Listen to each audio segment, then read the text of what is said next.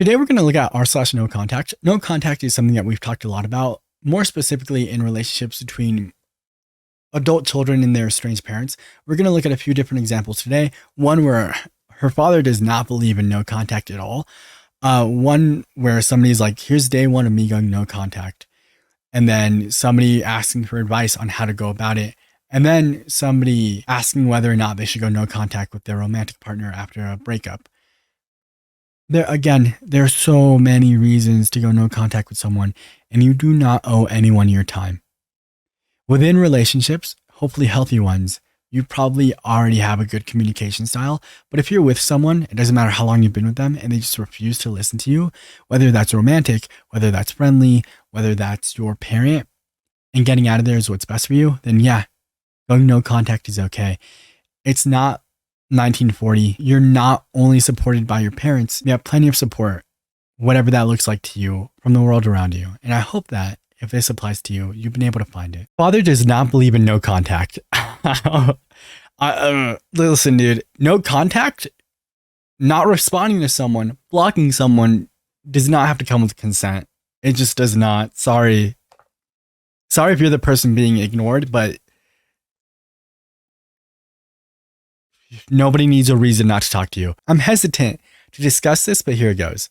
I've had the philosophy for most of my life that if someone does more bad than good in your life, you don't need them.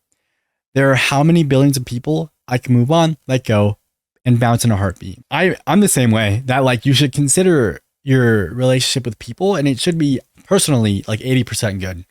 And the 20% that's bad should be split into things that are bad about their life that you have to deal with. I could have said that way better. And then problems between you two. So things that are bad in their life that you have to deal with, like they're stressed about their job. Maybe it's not your favorite thing to sit there and listen to them, but you put up with it because that's what you do for people that you love. And then issues between you two should be like 10% at most. At most. If more than a tenth of your conversations are arguments, probably not a relationship you should be in. If you do something to me that I don't like, I'm quick to quit you and never look back. Life is too short to have people around you that don't want the best. If you aren't ready to lift me higher as I would for you, then please go and stay away. I don't have time for BS drama nonsense. I literally do not have time for undeserving people. If you do not add positive to my life, then please exit my experience now. I have zero issues cutting people off, anyone for any reason. Here's where I get frustrated. When people like my father, who I've gotten no contact with in the past, we now have a great relationship with well-established boundaries, who refuses to believe in the concept of no contact.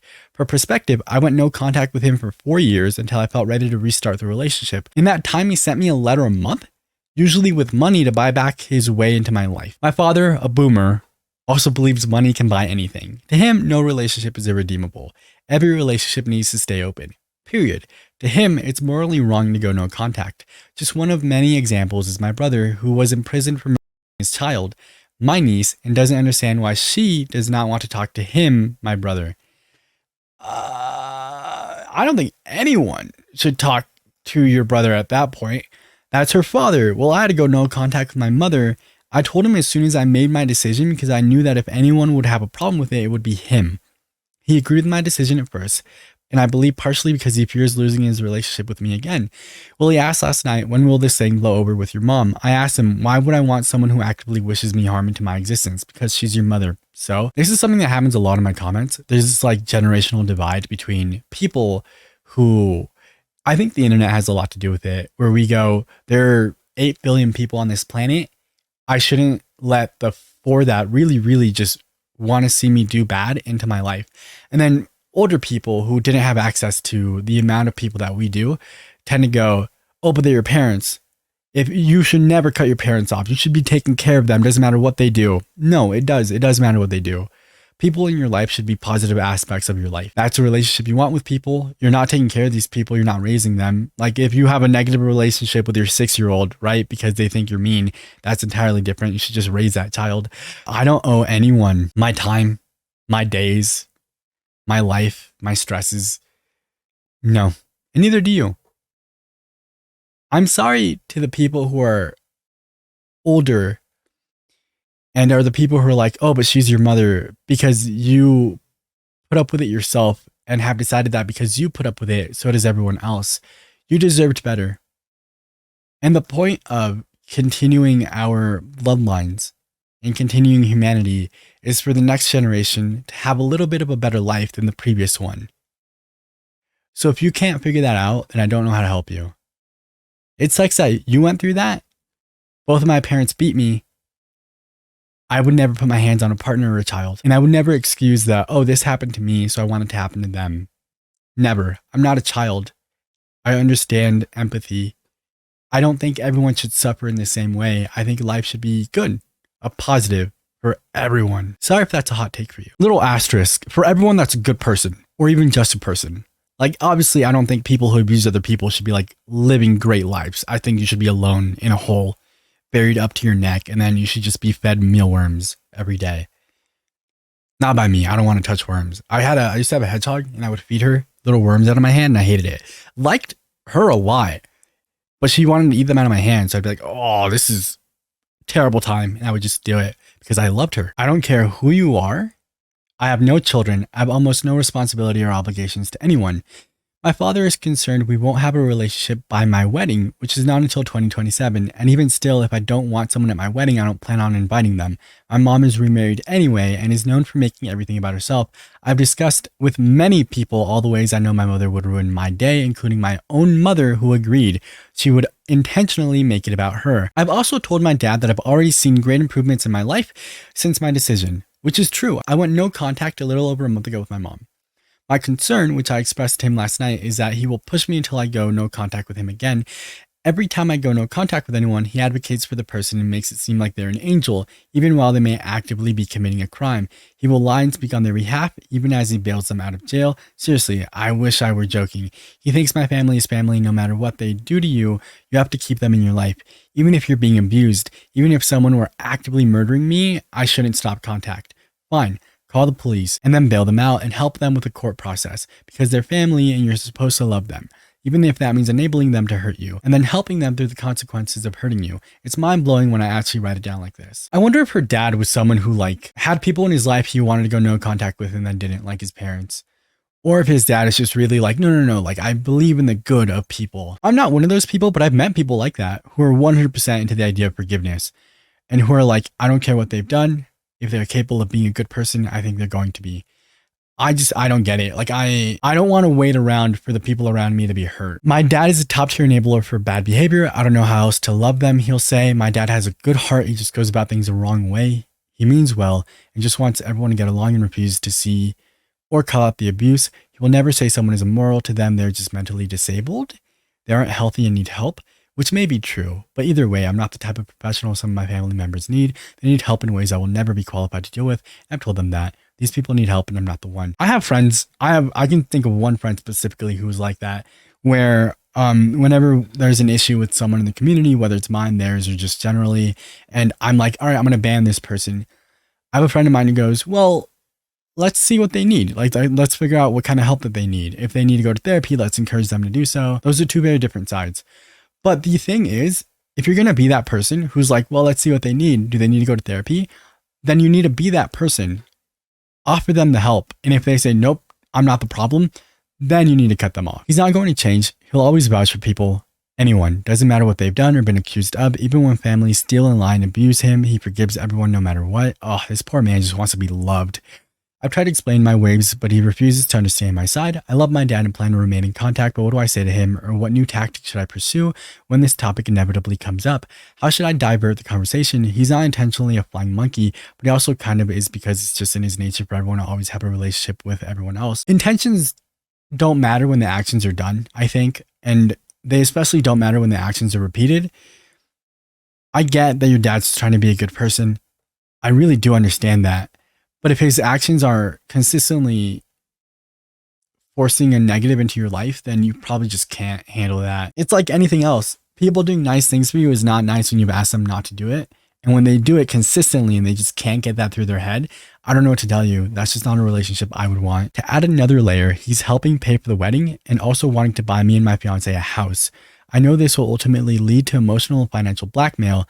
So maybe he's not a nice guy. But I also know he will only be mad at me, but keep our relationship open. He won't do any more than question me heavily, expect me to just have relations with people, but I don't believe he will go too far because he wants to maintain his relationship with me. I feel guilty because his financial help is life-changing and immensely beneficial, and I want a relationship with my dad. And no, I never ask for money. He just sends it, and I keep it in an interest-bearing account just in case he wants to manipulate me. I always have the ability to get it back and not risk getting caught up in his abusive tendencies. I just know this is about to get overly emotionally complicated, and I guess I needed to vent somewhere. To add another layer, my mother cut off her mother almost 30 years ago, so if anyone should know and understand, it's her. She sent flowers, but other than that, she's left me alone. She's always understood my need for no contact because she's also got no contact with many people, so I don't expect her to really come around, which is nice. Just my dad and solely other family members that are beginning to have issues with my decision. The only person I trust who understands is the one I stopped talking to. TLDR, dad is a kind soul who refuses to believe in no contact under any circumstances, and I need ideas on how to divert the conversation when it comes up. The second we had such a good example, and it's the only one we need. My brother his daughter and doesn't understand why she doesn't want to talk to him.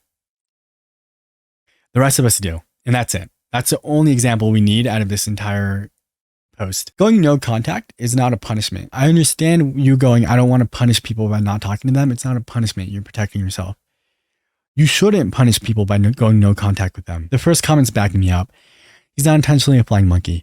One thing that I've come to believe is that intentions don't matter. Whether he's a flying monkey on purpose or not, the result is the same. I believe in intentions the first time.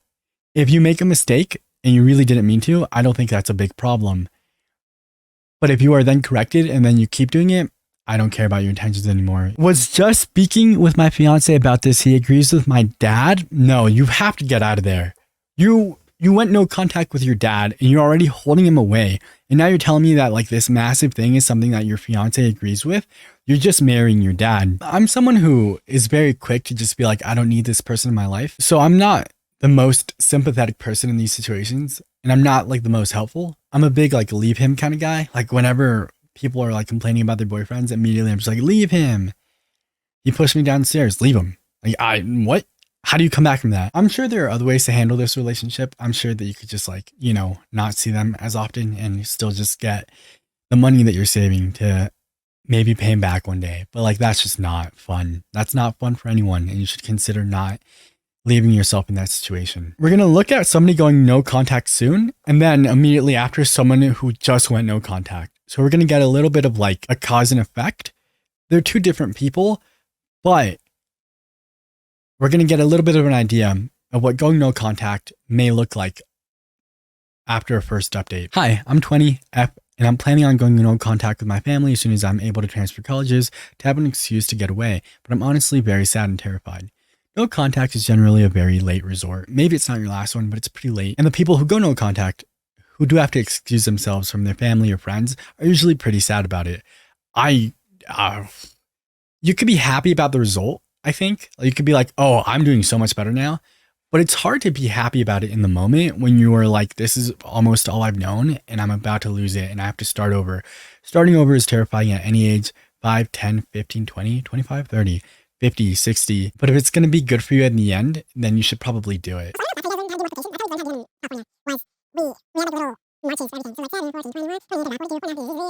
And now I do math. If you're like, Max, so it's 35 times 35. It's 1225. So like, that's a fun little party trick that I like to do. Sometimes I'm wrong because I try to do it really fast. Sometimes I'm wrong by like one number. And then I just feel bad for the rest of the day. I feel that family is a necessity in this world. People need support, although I don't have any with them and they're abusive. I just feel like being all alone for real this time is going to be very scary. I also don't have much friends due to my mental health. I've been thinking about future holidays I'll have to spend alone and future problems I won't be able to tell my parents about. I bring up that point a lot when we talk about estranged parents. Is that the estranged parents are always like, oh, it's my birthday and they haven't said anything. Oh, I have to spend Christmas without them. The child in this situation is spending those holidays without anyone. The child in that situation doesn't have your entire family. You have your entire family minus them. I do think it's a lot harder for these people. She said something super important. She said, I feel that family is a necessity. People need support. I don't have any with them. Exactly. Your first line of support should be your family. And when it's not them, you go and find it through friends. And then sometimes we have the parents who are like, why are they replacing us with friends? Because you didn't do the job. And so they went out to look for what it is that you weren't giving them, whether that's love, support, money, People are going to find or seek out what they need. And that first level of support should be your parents. But if you're not getting anything from your family, it's so hard to justify anyone loving you, and you just have to get out of there. I'm kind of romanticizing parents right now, yes, as if I had good ones that I'm leaving and that I'll miss, only because I just wish my family could have been healthy so I could have stayed and helped support my life. A lot of people do that. A lot of people are like, oh, but they're my parents. Oh, but like, look at all these good times. You could do that with any relationship. You could do that with absolutely any relationship. You can go back to the woman who was like, oh yeah, but like he lets me live here for free. That's no reason to let yourself be abused or ignored, neglected, right? A point that we haven't really been able to get across to the older generations is that neglect is a form of abuse, whether or not it's purposeful. I get it. You were working and you came home and you just wanted to grab a drink and fall asleep. But your job as a parent is to raise your children, and that includes spending time with them. And so now your child is growing up in a household where the parents never spent time with them, and they need attention, they need love, they need somebody to support them. So they're going to go find that somewhere else. And then they don't get that. I also have to leave my younger sibling in that mess, which I feel awful about. Anyone got any words of advice or encouragement if you cut off your family? What did you do to feel less lonely? I did not get the sibling one until I was much older. I'm someone who just doesn't speak to their family. I have a sister that I talk to, but from the time I was 19, 20, I did not talk to any of them. And I remember talking to a friend of mine who went to college with me, and she just hated living with her parents. And she just did not want to stay in that house. And I was like, okay, why don't you leave? Because I was someone who did, right? And she was like, well, I'm afraid of what would happen to my little brother and my little sister if I left. And when I was younger, when I was at that age, when I was 20, I was like, I don't get that. You should just leave. Now I get it. Now I absolutely get it. Like, I would put myself in the worst situations just to make sure that Toast is okay. And I can't imagine the type of like sibling love that you have for like your younger siblings, because she was very much like a maternal figure to them. I'm only 2 years older than my sister. Anyone got any words of advice or encouragement? If you cut off your family, what did you do to feel less lonely? Oh, there's only one reply so far. I'm not in your shoes, so I don't have the best advice. I'm no contact, but I think you're absolutely right. We all need people. You say you don't have many friends because of your health. My advice to people like this is to get yourself settled in and where you're going to live next. And then you have to find either a hobby or a job. And you have to make friends. It is not going to help you to isolate yourself from your family and then to be alone. People need people. You're not the Unabomber, I think. You're not going to go sit in the woods and then mail bombs. And also, like, we live on the internet, and so it's really hard to know how to make friends now. All of my friends now are on the internet, and I've met them all in person, but that's how we all started. You have to find a hobby. You have to find something that you like to do, and you have to go do it, because then you'll meet people who like to do the same thing you do. And that's what it is. You have to go and find support. And it has to be two-sided. You have to find people that you like you. And that is the only piece of advice that I have, because I think everything else will just fall in after that. If you're going to isolate yourself and you're going to be alone and all you're doing is going to school and going to work, you're not going to be happy, and that's going to reflect in your work. I don't really care how good you are at your job. That has nothing to do with me. And I also don't think you should try harder than what you're paid to do. I know that's a hot take among some of the older generations, but I'm a big believer in you pay me $20 an hour, I'm going to give you $20 an hour worth of work. Sometimes people are like, oh, you're not going to get promoted that way. And I go, the last corporate job I had, the people directly above me worked 60 hours a week. I don't want to do that. Today I went no contact with my dad. I didn't say anything. I just blocked him on everything. I've said my piece 1,000 times and it's never been enough, so I'm just disappearing from his life. I'm stuck with this feeling like I wasn't good enough for him to be a good dad to me. Any advice on healing? Does that not hurt? Does that not hurt to read? I'm stuck with this feeling like I wasn't good enough for him to be a good dad to me. That hurts. And I've had the same feeling about my mother. Like, I wish I could have been a child worth raising. One of my biggest things when talking about any sort of relationship and the way one person treats another is, would you be okay being on the other side of this?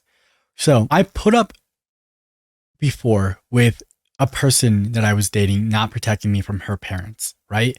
I went to a family meeting. They decided to just throw racisms around, and I had to sit there and go, what? And I'm unfortunately very combative, so I did say something and I did start a fight. But like, it was after looking at her.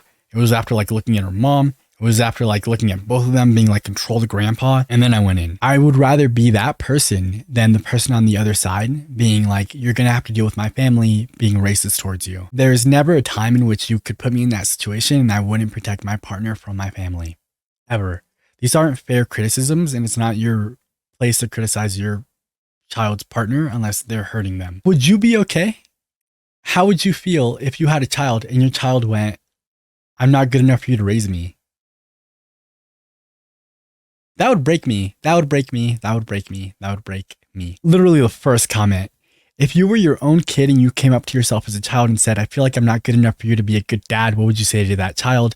You're right. I would tell the child their parents' choices aren't their fault. Yeah. Lindsay C. Graham has a great series of books titled Along the Lines, Healing from Emotionally Immature Parents. It's cut off, but this person in operations also mentioned that they're on attempt 100 of leaving their toxic family. So good luck. It is not your job to justify the way that your parents raised you.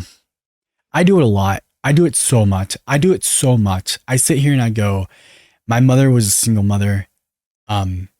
She was also physically abused by my dad when he was around. She didn't have money, even though she worked so much. I justify a lot of who she was. It doesn't excuse her of some of the things that she did, and it doesn't help our relationship now. Someone could try really hard and still be a bad parent, and it's not your job to excuse that as much as you probably want to and as much as you want a relationship with your parents. It sucks. I don't wish it upon anyone. I hope you're a good parent and I hope you have good children, because it's not one-sided. It's one-sided when we talk about it on this channel, but there are plenty of people who just have bad children for whatever reason. Relationships are hard. Relationships are just hard. Anniversary of my father going no contact with me. I want to believe that this is the same father that doesn't believe in no contact, but with a different kid. Like they're like, no. With you, I believe in it. With you, stay away from me. For more context, I was 16 when he made me live with my grandparents after I sent a guy a nude and he got physically abusive. I'm going to assume that we were all teenagers at some point, and most of us have either sent or received a nude as a teenager. Children are going to make mistakes.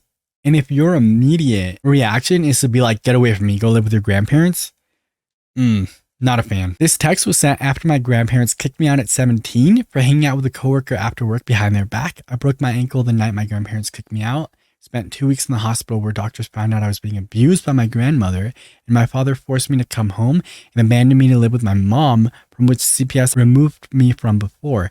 I was really upset he didn't take me home with him and sent this. Listen, I get it.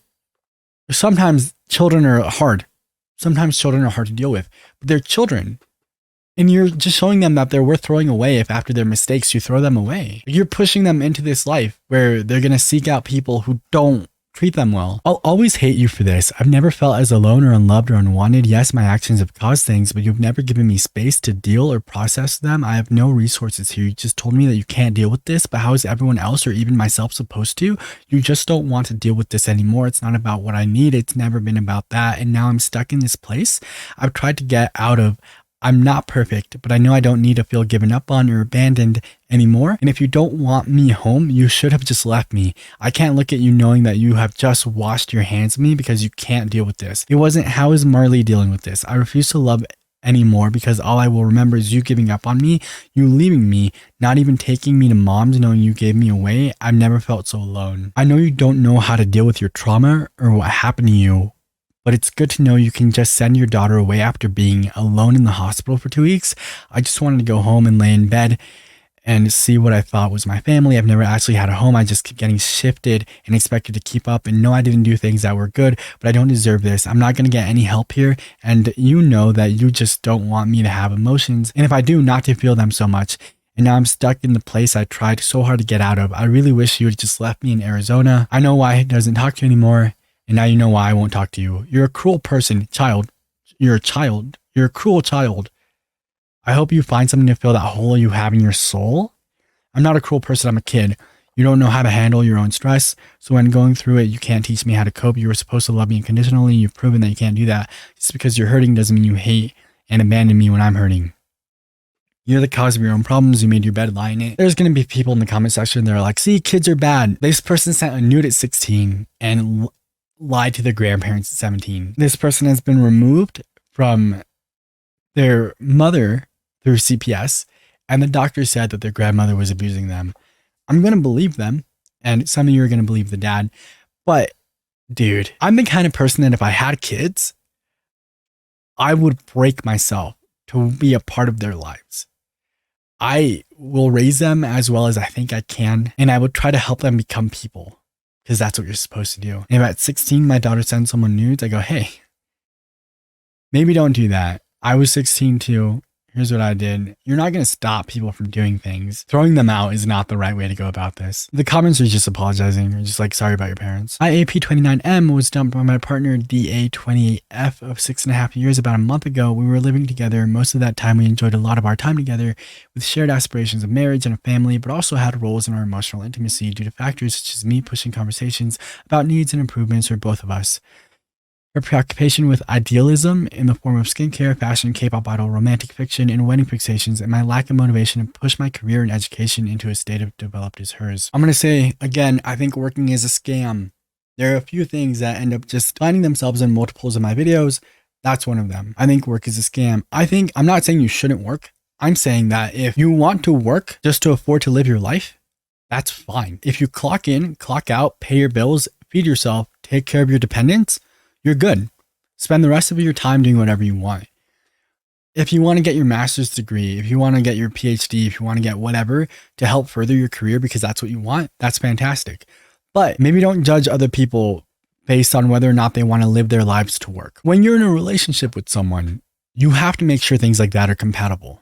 You just do. If you're going to have an issue with what someone does for work, have that issue privately and not in a relationship with them. If you think someone's lazy, there are things that you have to do within your house, right? Make sure that there's food, make sure that your house is clean, make sure that things that have to get taken care of are taken care of.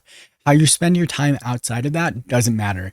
If your time after everything is taken care of is spent just sitting on the couch, taking naps, that's dope. If you have an issue with your partner doing that, why? If they're ignoring you, yeah, that's a problem. If you just hate that they don't work more and they don't need to, I don't get it. She doesn't either. She would be so sad if I was gone 60 hours a week. Look at her. You're going to tell her that I need to work more? She's an amazing person who has had the patience to handle my emotional insecurities, but lacked the communication skills to set clear boundaries or the ability to explain what she needed when I made mistakes. I take ownership of my flaws as a person and strive to improve them, but feeling like my emotional and analytical strengths weren't being acknowledged made me continue to push her to grow into a vulnerable mindset so that we could improve things. And I realized that constant pressure given her attachment style don't create a safe space for her to grow in that capacity. I feel like maybe you're just incompatible. I get that it's been 7 years, but doing the wrong thing for 7 years doesn't mean you should keep doing it. Sometimes the people you find very attractive and end up in relationships with are not the people you're most compatible with. We are going to assume that they've spent years kind of just dealing with each other, right? He said his emotional insecurities, whatever that could mean. He could have been jealous and not wanting to hear her just like talk about things that she normally talks about, whatever it is. Ultimately, after she abruptly dumped me, while also assuring me she still loves me and isn't looking for anyone else, I've accepted that I've said everything I can to assure her that I want to make positive changes to heal the relationship, and it is over. I'm moving out next week into a different apartment in the same complex. I've been going to the gym, setting up therapy appointments, and enrolled in college again to finish my degree. I hope that you're doing these things for yourself and not for someone else. If someone is going to break up with you, then you should consider the relationship is probably just over. And sometimes people don't hand you the solutions to getting back to them. They give you excuses for a breakup that they want anyway. I am going to break up with you, and here are a few reasons why. Fixing them doesn't fix the relationship. Sometimes, and I assume most of the time, people are like, I don't like that you do this, as a means to break up with them, not necessarily because that's actually the problem. Given the context, the hardest decision to make right now is whether to uphold my strong values of communication and honesty by telling her I'd like to reconnect, if we can heal and do things differently in the future, or go buy every breakup guide on the internet and do full no contact in hopes that she'll eventually get the separation, and realize our relationship had value. I wouldn't take her back unless I knew she was willing to put sincere work into it, but I want to keep the door open without pushing expectations on her, ruin any odds of reconciliation. So the big question is, with an avoidant with the potential to change, should he maintain kindness and transparent communication after the breakup, or project strength and indifference to achieve, oh crap, he's moving on, what have I done effect? I don't ask out of the desire to be manipulative, but rather to proceed properly if I want to move on, while also encouraging her own reflection of my value. You should do what the other person has asked you for. If she says, I don't want to talk, then you don't talk. If she says nothing, then you can send an update or two, but I probably wouldn't cross any boundaries. And that's all that is. I don't know that you should ask strangers on the internet for something you could ask the person who you were dealing with directly. This ends with me going, there are so many reasons to go no contact, and I really believe that you don't even need one. You don't need to allow anyone into your life that does not make a positive impact in your life. It happens. It's going to happen. You're going to fall in love with people who are not right for you. You're going to fall in love with people who are going to lie to you for 6 months and then suddenly become someone you didn't know they were. You're going to marry someone and just hope to God that they don't change suddenly, drastically, that they weren't hiding something from you. It happens. It happens. It happens. It happens. Whether it's romantic, parental, friendly, any type of relationship that you have. If what's best for you is to go no contact, you should do it. You should do it. And you can find plenty of support, hopefully through your friends and your family, but if not, on the internet. You're not alone. It's about to be 2025. You hopefully understand that you have a lot of resources.